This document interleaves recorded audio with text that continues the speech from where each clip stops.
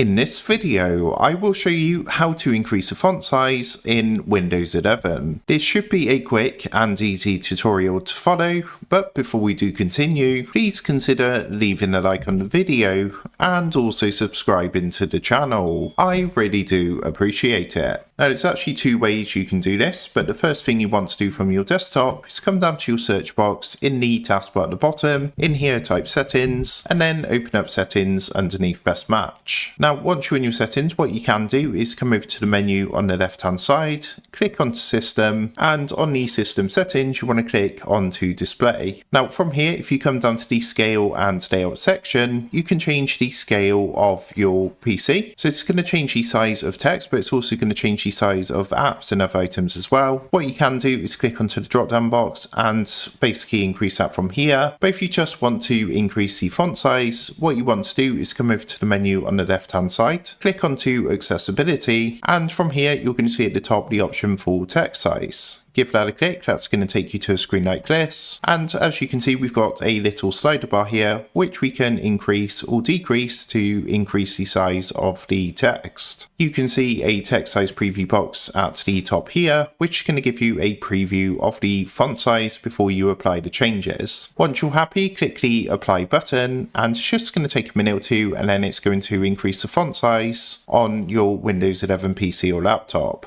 So that's how to increase font size in Windows 11. With that being said, I hope this quick tutorial did help you out today. And if this did help you out, I would really appreciate it if you was to consider dropping down below the video, leaving a like, and also subscribing to the channel. With that being said, I just want to take a minute to thank you guys for watching this quick tutorial, and I will see you in the next video.